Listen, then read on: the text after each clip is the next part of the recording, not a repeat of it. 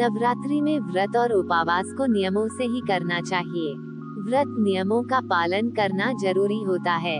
इन 9 दिनों में उपवास में कई लोग खिचड़ी, फलाहार आदि उपवास की चीजें खाते हैं। इसके अलावा व्रत रखने के कुछ नियम भी है। आओ जानते हैं इन नियमों को। 1. यदि आप नवरात्रि का उपवास रख रहे हैं तो ब्रह्मचर्य व्रत का पालन करें।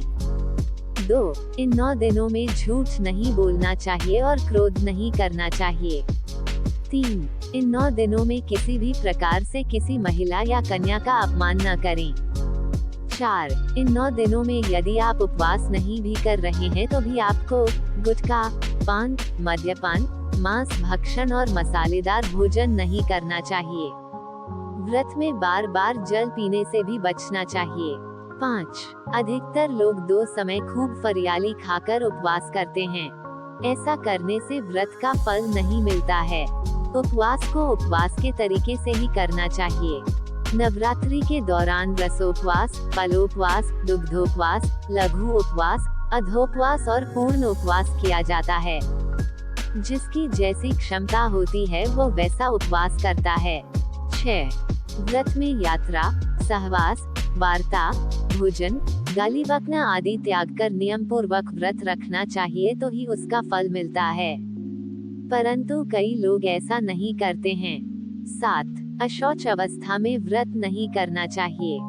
जिसकी शारीरिक स्थिति ठीक न हो, व्रत करने से उत्तेजना बढ़े और व्रत रखने पर व्रत भंग होने की संभावना हो, उसे व्रत नहीं करना चाहिए। रजस्वला स्त्री को भी व्रत नहीं रखना चाहिए। यदि कहीं पर जरूरी यात्रा करनी हो तब भी व्रत रखना जरूरी नहीं है। युद्ध के जैसी स्थिति में भी व्रत त्याज्य है। 8. माता जी का व्रत रखकर शास्त्र सम्मत विधिवत पूजा अर्चना करना चाहिए। व्रत को बीच में ही तोड़ना नहीं चाहिए। यदि कोई गंभीर बात हो तो ही माता से क्षमा मांगकर ही व्रत तोड़ा जा सकता है। 9. अधोपवास अर्थात यदि एक समय भोजन करने का व्रत ले रखा है तो ये भी जानना जरूरी है कि भोजन में क्या खाना और क्या नहीं खाना चाहिए। जैसे नवमी के दिन लौकी नहीं खाते हैं। 10. सप्तमी, अष्टमी या नवमी के दिन व्रत का पारण कर रहे हैं तो व्रत का उद्यापन जरूर करें और 9 कन्याओं को भोजन कराकर उन्हें दक्षिणा देना चाहिए। तभी व्रत का फल मिलता है।